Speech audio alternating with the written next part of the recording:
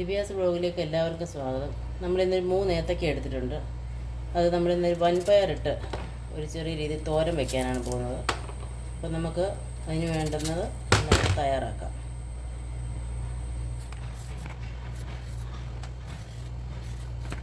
നമുക്ക് 3 കൈ വൻപയർ വെള്ളത്തിലിടാം.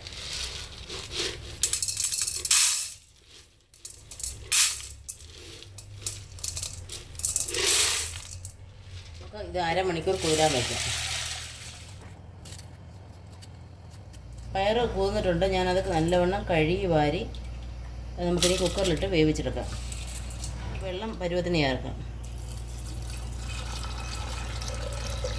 ഞാൻ പയറിന് നിരപ്പേ വെള്ളം എടുത്തിട്ടുണ്ട്. വേവാനുള്ള ഉപ്പ് നമുക്ക് ഇടാം അതിൻ്റെ പരുവത്തിന്.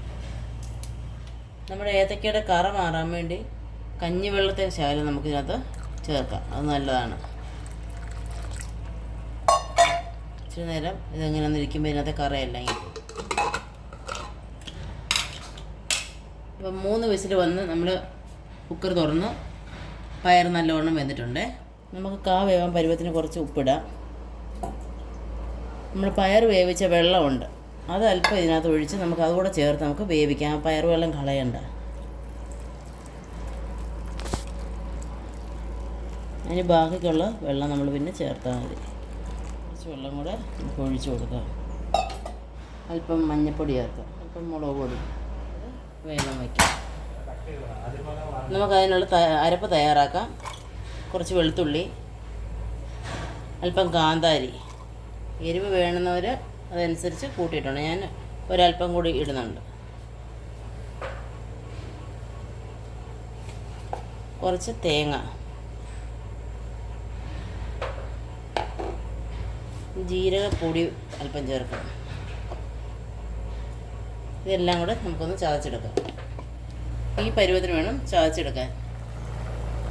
വെന്തിട്ടുണ്ട്. അരപ്പിനകത്തോട്ട് തട്ടാം.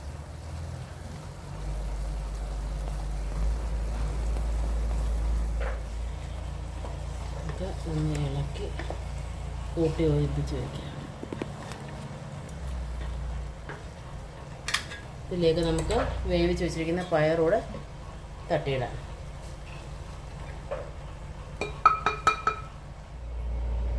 പാൻ വെച്ചിട്ടുണ്ട്.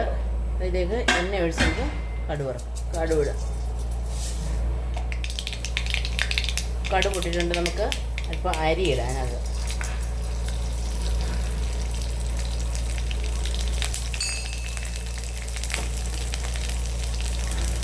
പച്ചമുളക്,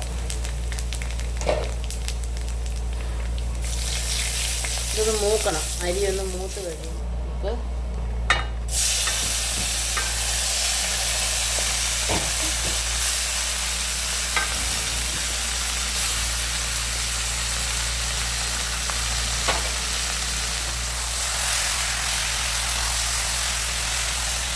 അത് വറുത്ത് 2 മിനിറ്റ് കഴിഞ്ഞ് നമ്മളിത് ഗ്യാസ് ഓഫ് ചെയ്യുക. അപ്പോൾ അടിപൊളി ഒരു തോരൻ നമ്മൾ തയ്യാറാക്കിയിട്ടുണ്ട്. എല്ലാവരും ഈ രീതിയിലൊന്ന് തയ്യാറാക്കി നോക്കുക. ചോറിനൂടെ കഴിക്കാൻ അടിപൊളി ഒരു റെസിപ്പിയാണ്. അപ്പോൾ എല്ലാവരും ഒന്ന് ട്രൈ ചെയ്ത് നോക്കണം. ഫീഡ്ബാക്കുകൾ അറിയിക്കണം. അപ്പോൾ വീണ്ടും നല്ലൊരു വീഡിയോയുമായിട്ട് വരുന്നവരേക്കും നന്ദി, നമസ്കാരം.